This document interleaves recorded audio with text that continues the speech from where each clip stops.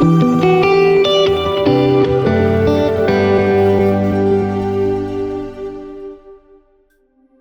my name is Konstantina Georgiou and I am Communication Officer for the PolyCIVIS project. Welcome to the PolyCIVIS Podcast series of CIVIS. In this series, experts from diverse disciplines come together to delve into the complexities of the polycrisis and its implications for research, policy, and education. In this episode, we will be talking with Ahmadou Aly Mbaye, Professor of Economics and Public Policies at the University Cheikh Anta Diop of Dakar, to discuss on climate change adaptation in West Africa and its eventual interplay with the polycrisis. The interview is taken by Associate Professor Dimitris Gouscos, PolyCIVIS Communication and Dissemination Work Package co-leader from the National and Kapodistrian University of Athens. Dear Professor Mbaye and Professor Gouscos, the floor is yours. Thank you very much, dear Konstantina.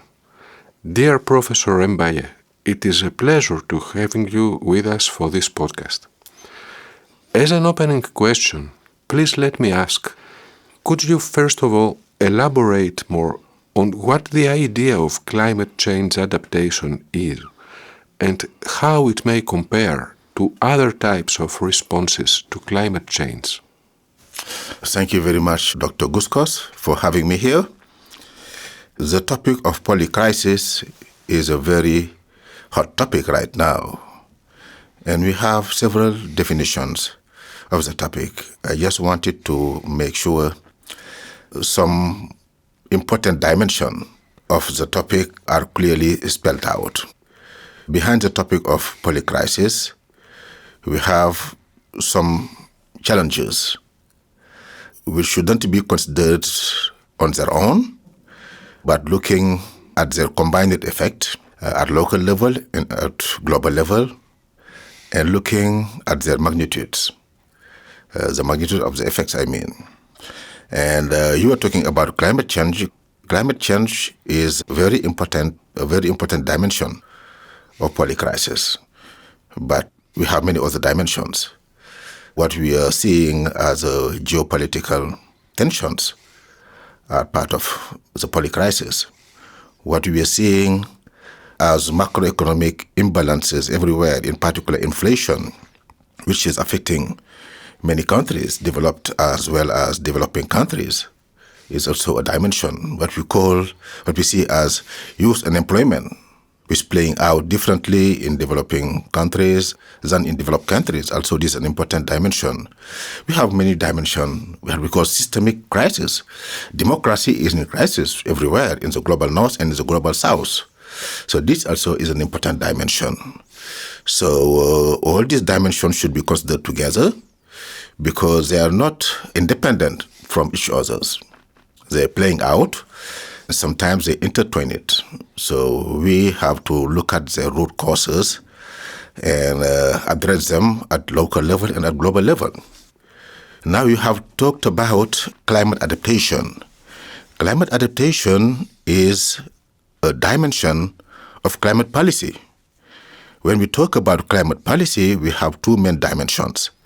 The first dimension is what we call mitigation. Mitigation is about curbing the level of greenhouse gas emission worldwide. And if you look at the contribution of the world regions to global emission, you will see that some countries are contributing much more than African countries. The biggest contributors are North America, Europe, and emerging countries like China and India. If you look at the contribution of Africa in the level of emission is tiny, less than 30%, less than 3%. So mitigation, again, is about curbing the level of emissions. Adaptation is about dealing with the effect of climate change. So our focus will be mainly on adaptation because, as I said earlier, the contribution of Africa to the level of greenhouse gas emission is very, very tiny. And this contrasts with the exposure of Africa to climate change. Africa has been tagged by IPCC as a climate hotspot because the effect of climate change are much bigger in Africa than elsewhere, contrasting with its tiny contribution as compared to others' contribution. So yes, to respond very briefly to your question, so these are the two dimensions, mitigation and adaptation. In Africa, we mainly talk about adaptation because we are undergoing climate change in many, many different areas. The effects are in agriculture, in livestock, in city management, in many, many sources of livelihood and areas in people's life. Thank you very much, Professor Mbaye, both for framing this discussion from the very start along the various dimensions of the polycrisis, as you very rightly say, and for helping us with making this clear distinction between climate mitigation and climate adaptation. And then understanding, as you say, that West Africa is a particularly interesting region in terms of climate adaptation agenda, I wonder if you could give us some more information and examples from the landscape of climate change adaptation efforts in the West Africa region. You already mentioned some of the challenges to be addressed, and I wonder if there's more information about challenges in other domains perhaps, and about the types of actions that may be taken in this region already. Okay, this is a very important question, but again, let me come back to the effect of climate change in Africa in general. And I would like to repeat myself because in French we used to say that la répétition est pédagogique. Repetition has some pedagogical virtue. So let me repeat that Africa is more exposed to the effect of climate change despite its tinier contribution to level of emissions. And this manifests itself both in terms of temperature and rainfall. In terms of temperature, if you look at the 3 consecutive decades, if you look at the average for 30 years, starting from 1960, so you have a period of 30 years.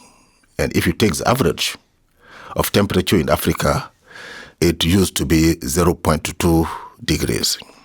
In the following 30 years, the one starting from 1990 to 2021, it increased to 0.3 degrees. So it will be an overall increase of 0.1 degrees. It's more than the world average.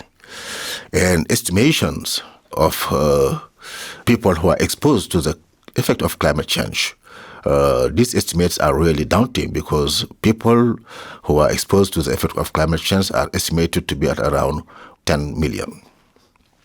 Because most Africans are living from natural resources, reliance on natural resources is making African people, African population, much more exposed to the effect of climate change. The bulk of African populations are working in activities related to agriculture, livestock, continental fishing or marine fishing, forestry, and the like. That's why their livelihoods are being dried out by climate change. And this is very important. Some estimates of the effect, for example, of climate change on agriculture say that up to 28% of agricultural GDP in Africa has been lost due to climate change. So loss of livelihoods is a very important component of the damages climate change is causing to African countries. But that is not the only damage. We have a lot of evidence that shows that climate change is also related to migration. When people lose their livelihoods, they tend to run away from their initial locations to go elsewhere in Africa, in the same country, or in neighboring countries, or to try to go to Europe. So the migration crisis we are seeing right now is very much related to climate change, and we have a body of evidence that shows that. But climate change is also related to conflict. Some estimates show that an increase in temperature by 0.1 degree is likely to elicit an increase of the incidence of conflict by 4.5%. So we have a very close relationship between conflict and climate change, but also between migration and conflict. So when we talk about polycrisis, we are talking about all these challenges affecting each other and playing out to generate effects which are seen in Africa, but which also are seen in Europe. Because the migration crisis also affects Europe. The security crisis we see in Africa has also some ramifications in Europe. So it's a very broad and complex issue. Thank you very much for these insights, Professor Mbaye. And I think that what you very succinctly described, in a way, answers what I had in mind as one more question about the potential of climate-induced disruptions, such as you said, extreme weather events or resource scarcity, to exacerbate social inequalities or political instability in the region. So I understand, unfortunately, this may be the case already. And then I wonder if you could think that these broader impacts of climate change can give rise to talking about a polycrisis, which, having climate change as a prime component, might also have climate change adaptation as a solution. And then perhaps it might be interesting in this aspect to look at things the other way around as well, if I may. I wonder if you might see that some existing economic and demographic challenges, such as high levels of debt or rapid urbanization, are in fact, in the other way around, impacting the ability of West Africa region to address the ripple effects of climate change. And if we tried to see things through such a more holistic lens, would you think that there is climate change and some other crises which are, in fact, feeding in a negative way each other? I think it's a very, very, very, very important question. First of all, let me further emphasize that climate change has implications on inequalities within countries and across countries. Within countries, households that draw their livelihoods from natural resources are the ones that are the most exposed to the effect of climate change. In particular, people who are living in rural areas in Africa. People who have options, financial options, for example, regarding access to insurance, are less affected. So climate change is widening the income gap within countries, but also across countries. Developed countries are much less exposed to the effect of climate change than developing countries, because developing countries have greater reliance on natural resources than developed countries. So with climate change, you have these inequalities widening. So this is very, very, very important. And now the other component of your question is also very important. Should we consider climate change standing alone, or should we put it in relationship with the demographic crisis and the urbanization issues and challenges we're facing in Africa? I think you're right. All these factors are playing out in a vicious circle to further make development challenges in Africa much more daunting. I think demography is a very big issue because climate change is drying out livelihoods. So people have a natural tendency to fight over resources that are becoming scarcer and scarcer. And what you see in Africa is the fighting between the herders and the agriculturalists, the pastoralists and the agriculturalists. They are fighting over water. Water is being increasingly scarce in some parts of Africa. For example, if you look at the case of Mali, the river basin is being very big stake, both for agriculturalists and for pastoralists. And the fight between the two components of the society has some ramification with this fighting over water. And population increase is even making that more complicated, because some studies are showing that the greater the share of the youth in adult population, the higher the likelihood of having a civil conflict. I'm just remembering a study from CIA, the Central Intelligence Agency from the US, that released a very important report based on findings from 59 countries with very clear result showing that the greater the share of the youth in overall population, the greater the likelihood of having conflict.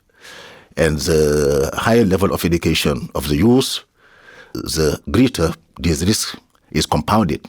And the higher the penetration of internet in the society, the greater the risk. So we have a blend of factors affecting each other in a virtuous circle again and compounding the effect of climate change. But the role it plays cannot be downplayed. It's very important. Thank you very much, dear Professor Mbaye, for these views. And I think it is quite impressive to listen to someone like you talking about how some factors which we normally, in a common sense approach, do not relate to climate change, such as demographic pressures or internet connectivity, might come after all in an interplay with climate change, and so much so in the potential for climate change to create conflicts, as you say.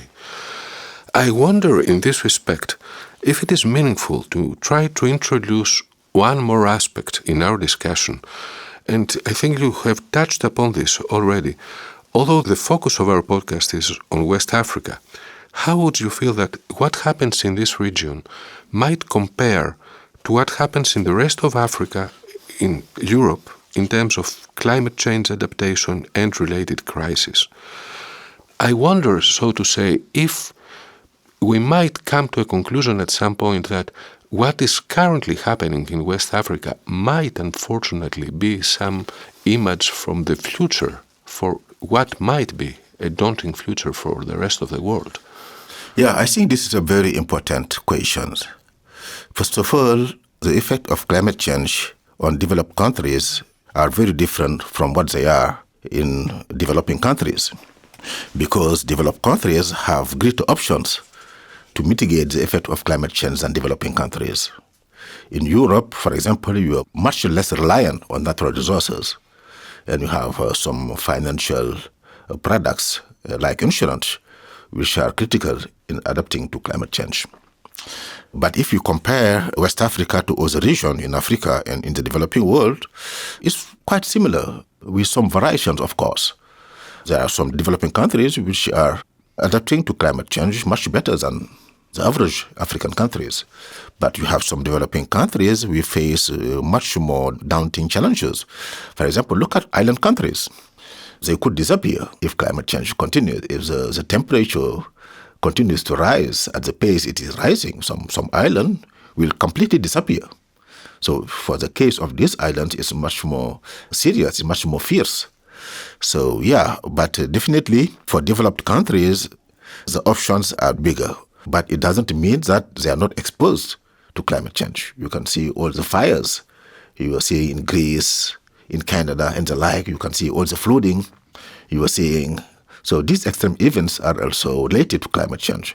So people and policymakers should now design and implement their policies, looking at what could be the implications of such policies in their respective countries, but also outside their respective countries, because we might have some boomerang effect of policies.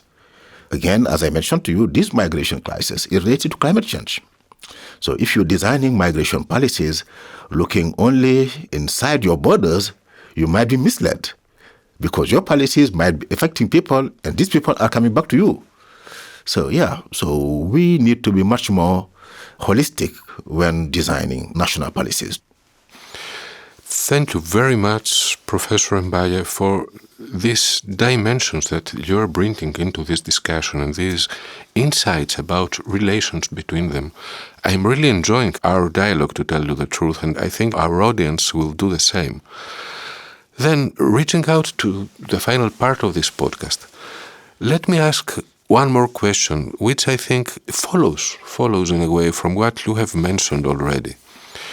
Talking about policy making, for instance, or talking about the local or the global dimensions of the problems and the potential solutions that we are trying to see, would you think that there might be something that needs to change in the relations between Europe and Africa in order to be able for both continents to handle better these phenomena of climate change and climate change adaptation efforts in the context of polycrisis? If I were to continue this question a little, I could try to bring one specific aspect that was brought forward by a colleague in a previous podcast in our series. We had a podcast with colleague Danya about innovative pedagogies as a way to polycrisis and trying to see what innovative pedagogies might mean.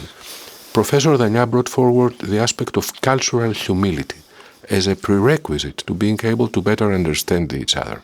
So I wonder if there are aspects like that in your mind that might need to change in the relations between Europe and Africa. Yeah, I think that's a very important question. Africa and Europe are two regions that have been engaging for a long time. And we have things which are positive and then was reinforcing in this collaboration, this cooperation, and things that need to be fixed to me. We have several African students studying in Europe, for example, and we have on the other side several European enterprises operating in Africa in many areas. So these are the plus side of the analysis.